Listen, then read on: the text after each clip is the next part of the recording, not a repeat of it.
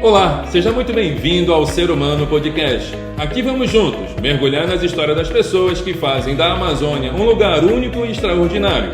Eu sou o Vitor Raposo, futurista, humanista e empreendedor, com foco no futuro da Amazônia e na revolução humana individual. A Amazônia não é apenas uma paisagem para ser vista por cima da copa das árvores. É um universo pulsante que merece ser revelado com um novo olhar. Venha conosco nessa jornada de descobertas e inspirações.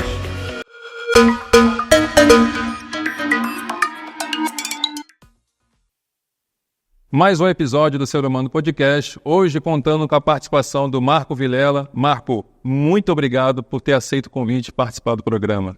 Eu que agradeço o convite e mais, agradeço a oportunidade de tentar dizer para vocês o que eu acho com relação para onde nós vamos com energia no estado do Amazonas. É isso, pessoal. Para quem não conhece o Marco Vilela é secretário executivo de Energia e Gás do Amazonas e também presidente do Conselho de Administração da Companhia de Gás do Amazonas. E por que a gente trouxe o Marco Vilela, pessoal? Porque o Marco possui uma vasta experiência na área de energia, óleo e gás no estado do Amazonas e também no Brasil como um todo. E dentro do movimento Nova Amazônia, a gente entende que esse é um macro tema muito importante.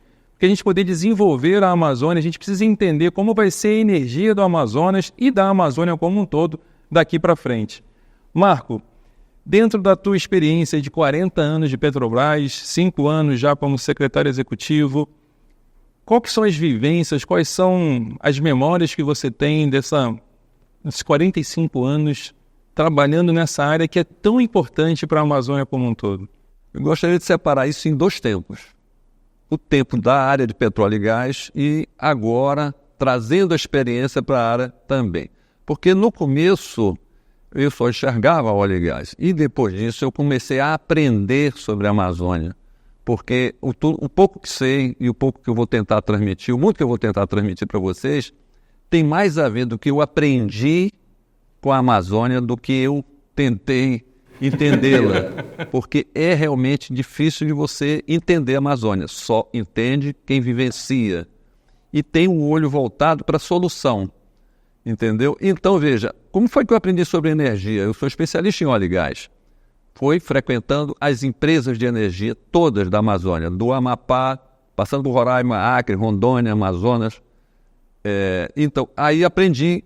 E não são só as capitais, os municípios do interior. É importante que você tenha a vivência do interior da Amazônia. Pelo tamanho do estado do Amazonas, pelo tamanho da Amazônia, não adianta gestor nenhum, nem ninguém que faz política pública conhecer somente as capitais.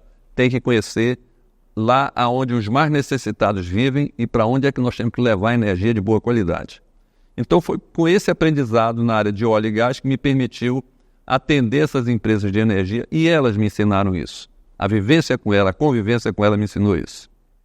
E dentro dessa vivência que você teve nesses 2 momentos, quais são assim os marcos pessoais que você traz da tua vivência na Amazônia?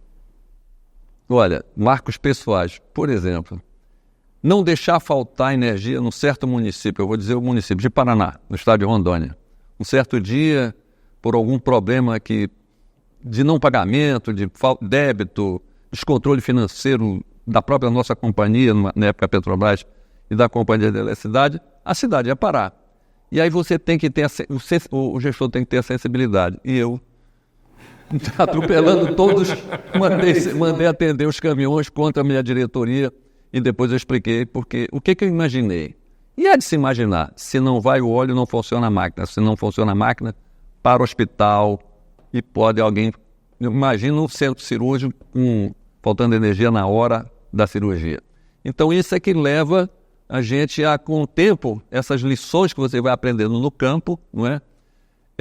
Atender uma balsa que não podia ir, a balsa não está com licenciamento ambiental completamente pronto. Hoje, graças a Deus, isso está tudo muito bem superado. Mas isso há 20 anos atrás...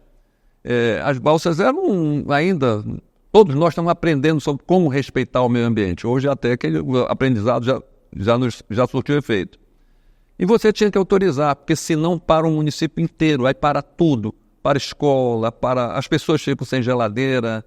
Enfim, todas essas... o aprendizado leva a você saber que tem que ter estoques maiores. Eu convivi muito com as companhias, incentivando elas a que tivessem estoques maiores de tudo. Mas o mais importante é que eu percebi nessa vivência na Amazônia é que a solução para a energia do Amazonas não está num único combustível, não está numa única forma de energia. Você tem que ter uma multiplicidade disso.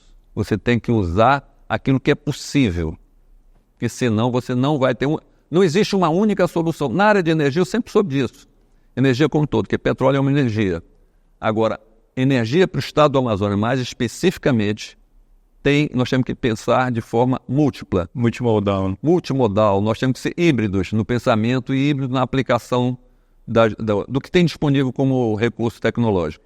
E é muito interessante essa sua fala, porque quando a gente faz as expedições para o interior, para conhecer as comunidades, conhecer os municípios e entender como a gente pode ajudar com os nossos projetos estruturantes, a gente percebe vamos colocar assim, né, essa pobreza energética. A necessidade da energia que muitas das vezes não chega, quando chega está ali limitado ao motorzinho que a comunidade liga à noite para poder acondicionar e fazer algumas coisas, mas a gente sabe que a energia hoje ela é vital. E dentro da tua experiência, Vilela, e tudo hoje que você consegue vislumbrar no mercado de energia, quais são as principais inovações? Você falou um pouquinho agora sobre multimodal. Hoje a gente já tem algumas soluções sendo testadas, outras sendo viabilizadas no estado e na Amazônia como um todo. Mas quais são as inovações que você acredita serem as mais importantes para essa área de energia na Amazônia? Para o presente momento, eu digo a curto e médio prazo, é colocar o que a área tem vocacionada. Por exemplo, eu acho que energia eólica é possível. Em Manaus não, na região do Baixo Amazonas não. Mas na área de São Gabriel, por exemplo, estou dando como exemplo, é uma área já montanhosa que já tem mais a incidência de maior ventilação. O que eu quero dizer é que você tem que respeitar o biometano, que você pode transformar em gás e pode usar isso para geração de energia. Aqui talvez não com lixo, mas, por exemplo, no sul do Amazonas você já tem grandes criações de gado, grandes criações de suínos, e o dejeto disso é excelente para fazer biometano. Então, na região que tem, usa-se o que é possível, o que está disponível. Na região que não pode, você tem que usar talvez a energia fotovoltaica. Talvez não, tem que ser energia fotovoltaica. Agora, sobre a energia e colocar uma comunidade com energia, isso é que me preocupa, porque a orientação do nosso Estado é no sentido, não é só colocar a luz, tudo bem, a luz é importante, a pessoa que nunca teve luz na sua casa, é um sofrimento incalculável. Mas quando você faz isso, eu pelo menos nas conduções que nós fazemos, nas propostas que nós levamos e até na forma de propor políticas públicas, porque o ente de governo, ele propõe política pública, ele nem sempre executa, ou quase nunca executa, né? Tem que se pensar em dar àquela comunidade, quem sabe, você leva energia e ele não toma uma água saudável. Sim. Já é um problema. Por que não levar energia suficiente para colocar um poço artesiano de boa qualidade? Para que essa energia, vamos pegar um exemplo, uma fotovoltaica. Entendeu? Porque você já elimina duas coisas. A comunidade que não tem energia para congelar alimento, ela come alimento, ingere alimento salgado. O índice de pessoas com pressão elevada, de hipertensão nesses municípios é muito elevada nessa localidade. Município não é localidade. Mas se você levar, além da energia para que eles possam preservar, acondicionar seus alimentos, você levar também água, você elimina outro problema de saúde. E você tem que dar. Agora vamos ao terceiro ponto que eu acho importante.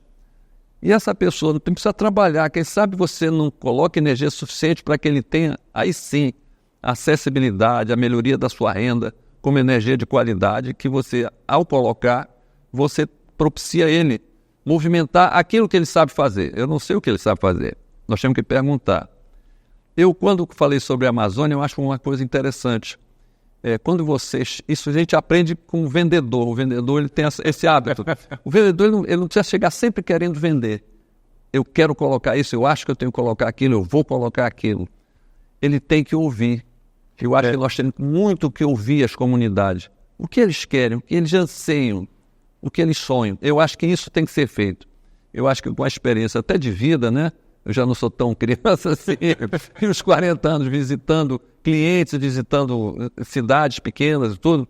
Eu acho que é muito importante que nós ouçamos isso, todos nós, e a participação da sociedade como um todo. E você foi muito perfeito na sua fala, Vilela, porque quando a gente vai para o interior, enquanto movimento Nova Amazônia, a gente vai literalmente para ouvir.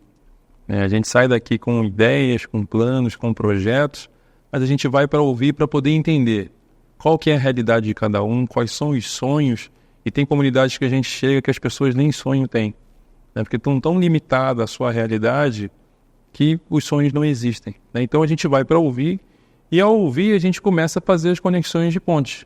Poxa, a gente pode fazer esse projeto e mais esse projeto, que possibilitam não um desenvolvimento econômico só e somente só, mas a gente sempre busca entender como a gente pode impactar o desenvolvimento humano, como a gente pode desenvolver aquela sociedade, aquela comunidade, na localidade, para que eles possam, a partir daí, começar a sonhar.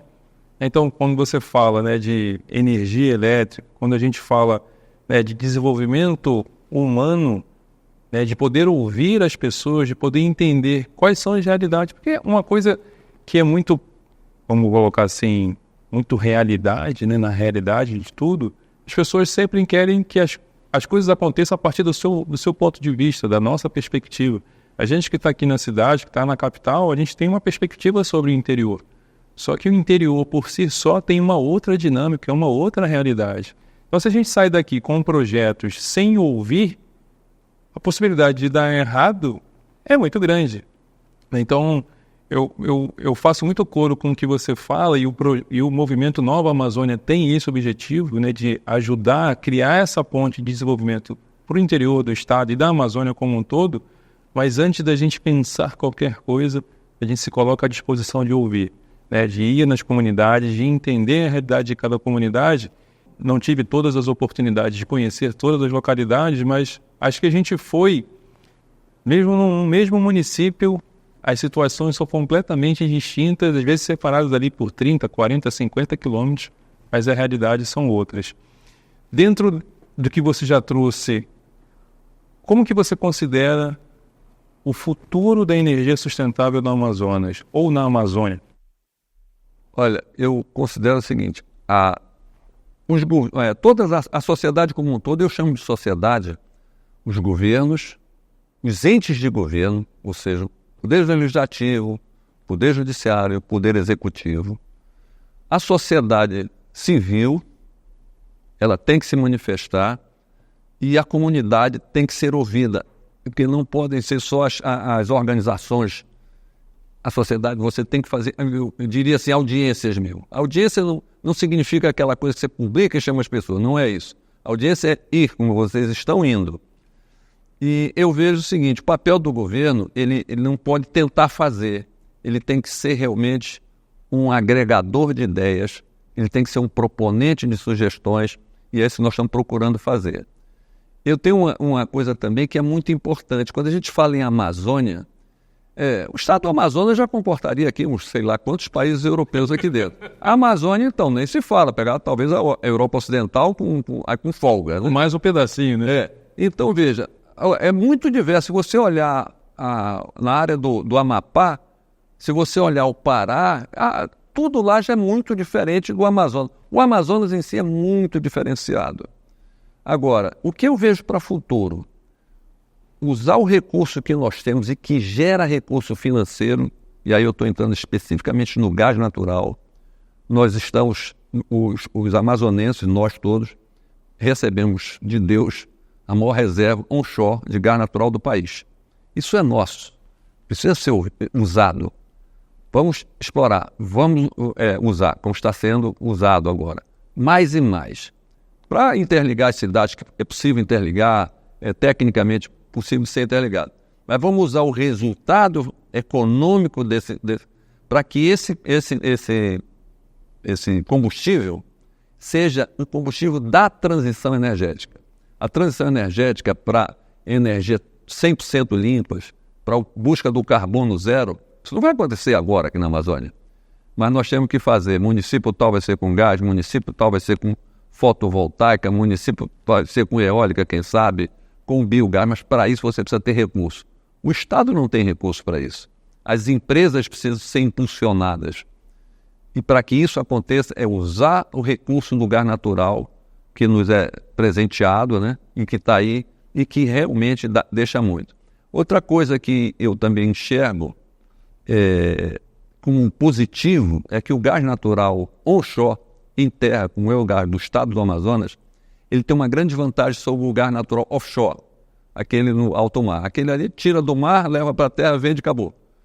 Qual foi o município que foi beneficiado? Ele não tem fixação, ele não gera emprego no município. Se você olhar o gás natural no interior do estado do Amazonas, em terra onshore, como é o caso de Quari e Carauari, que é ali do lado, como é o caso de Silves e Itapiranga, e vamos ter outros municípios, vários se Deus quiser, você tem um aumento enorme de empregabilidade, implantação de escolas técnicas. Esse benefício, que parece ser só econômico, mas não é, ele é muito social, é que tem que ser aproveitado. Então eu acho que o gás natural nós podemos usar ele como caixa, eu diria, para a nossa transição energética. E também para o desenvolvimento do que eu considero, aí você falou muito lá de futuro, eu considero que o futuro vai ser o hidrogênio verde. Não para a Amazônia toda, mas para o mundo. Mas isso vai ocorrer, não é agora, não em nós, mas nós temos que iniciar também. Uma coisa que também eu vejo a transição energética, nós temos que trazer para cá as academias, nós temos que desenvolver as academias, as universidades e as escolas técnicas, nós temos que injetar recursos no que nós temos, isso a nível de todos os entes que participam desse processo, para que nós desenvolvamos as pessoas, a juventude, para que ela estude. Nós precisamos desenvolver aqui. Nós não podemos estar comprando tecnologia. Nós temos um parque industrial enorme no estado do Amazonas, com 600, quase 700 indústrias, que tem muito desenvolvimento tecnológico lá e que nunca ninguém chegou lá para dizer, olha, eu estou com um grupo de alunos que quer desenvolver isso aqui. Você tem como fazer uma parceria conosco? Eu acho que esse é o papel de nós que estamos à frente desse processo de querer uma transição energética. Mas, num momento, a gente precisa pensar nisso, sim, faz parte. Sim. Agora, aquela pessoinha, aquele nosso irmão amazonense, está lá no escuro, que agora está com breu, sim, é zero luz, esse não pode esperar muito mais, não. Esse tem que ser logo. Pessoal, para quem não conhece a realidade da Amazônia como um todo, realmente existem municípios, localidades que é zero energia, né? Algumas comunidades têm ali um motor, um gerador a diesel, que no período da noite liga ali por 30, 60 minutos, mas a grande maioria ainda carece, né, desse elemento básico para a sobrevivência humana hoje no dia a dia. Vilela, a gente esticando um pouquinho mais, você falou de hidrogênio verde. Seria possível produzir isso aqui na Amazônia? Sim. Como? Nós temos 3 elementos. Nós podemos produzir fertilizante a partir do gás natural, porque nós temos, no sul do Pará, nós temos fósforo, nós temos um gás natural aqui em Manaus e nós temos fosfato. Então, o fertilizante nós podemos. Ainda tem potássio também agora. É o potássio, né? O potássio. Agora, o hidrogênio verde, você precisa ter sal para poder fazer a coisa. Quando você tira o potássio, sabe só o rejeito de potássio é sal. É sal. Então, se nós temos gás natural e sal, você é capaz de produzir. A planta é uma planta muito cara, mas aquilo que, fazendo uma comparação, eu acredito muito na tecnologia. Aliás, eu sou um tecnólogo de formação. Eu tenho que acreditar. Então, veja, assim como um telefone celular hoje tem uma capacidade de colocar os primeiros computadores que eu tive contato na Petrobras, um computador de um prédio num aparelho portátil, eu acredito que as unidades de hidrogênio verde que estão em processo de desenvolvimento, a partir do biometano, a partir de outros gases e a partir de locais com água salgada, no Nordeste as plantas são mais fáceis de ser implantadas, porque você tem um gás e tem a água salgada ali, né? Aqui, difícil? Impossível não. É possível sim. E é só as coisas acontecerem. Nós temos que fazer o papel do Estado ou dos governos como um todo, no seu diverso nível, é o papel de indutor desses processos. Cara, que coisa maravilhosa. Eu jamais imaginava que a gente fosse capaz de produzir hidrogênio. Quando e como como já é possível também você imaginar. Agora, precisa de recursos? Sim. Precisa de estudo? Sim. Precisa de colocar nossas equipes viajando até pelo mundo para trazer isso para cá. Vilela, para a gente encerrar esse programa, qual que, dentro da tua perspectiva, da tua experiência, dessa aula que você deu para a gente da Amazônia, qual é a sua visão de futuro do uso da energia da Eletroamazônia? É que toda a sociedade participe disso, inclusive na construção das soluções. Eu acho que nós só vamos para frente se nós fizermos uma participação de toda a comunidade. Quando eu falo toda a comunidade, não é só os indutores, os financiadores, as empresas, não. A sociedade como um todo. O sonho é chegar num município do interior e dizer, olha, aquela comunidade, o pessoal aprendeu a limpar a placa solar, eles aprenderam a trocar lá um parafusinho para que a coisa volte a funcionar. Esse, para mim, é o sonho de futuro, porque não pensem que todo mundo, o gás natural vai chegar nos municípios mais longínquos, não vai. É difícil, é caro, é difícil. Agora, se nós nos unirmos, respeitarmos as tradições locais, a cultura de cada município, que é diferente de cada município, isso é muito fácil de enxergar. E se conseguirmos fazer com que eles abracem a causa junto conosco, é só fazer a indução que a solução venha. Porque tecnologia disponível tem, e cada dia mais barata. Uma placa solar de 5 anos atrás é totalmente diferente. E essa semana, por acaso, eu visitei um fornecedor de placa solar. E eu falei, mas a placa solar que você me mandou prospecto ano passado, mas já mudou, já evoluiu para essa. Então, veja, evolui para melhor. A tecnologia evolui para melhor. Por que ela evolui? Porque as empresas são competitivas. Quem produzia essa placa solar aqui, o vizinho vai produzir uma melhor. Ele tem que correr atrás para melhorar. E isso é esse proveito que os governos, nos seus diversos níveis, os gestores de empresas grandes, têm que entender. Eles têm que ficar atentos à melhoria da tecnologia. Aí nós vamos ter energia no estado inteiro. Vilela, mais uma vez, muito obrigado pela tua participação. Foi maravilhoso poder aprender contigo um pouquinho sobre esse mercado, essa área tão importante para a Amazônia. Obrigado, cara. Eu que agradeço a oportunidade. Não sei se me fiz entender. Espero que a minha experiência de vida e de experiência profissional tenha ajudado. Eu já estou com 5 anos no governo feitos, né? E eu estou aprendendo mais. Agora é que eu acho que eu estou aprendendo mais do que aprendi nos 40 anos anteriores. Porque agora eu estou muito mais atento, muito mais sensível aos problemas. A sensibilidade vem com o tempo. Tá? Muito obrigado. Boa noite a todos. Espero que tenham gostado. É isso, pessoal. Esse episódio fica por aqui. Convido você para assistir não somente esse, mas também todos os outros no YouTube, no Spotify e também na Amazon Sat. Até a próxima.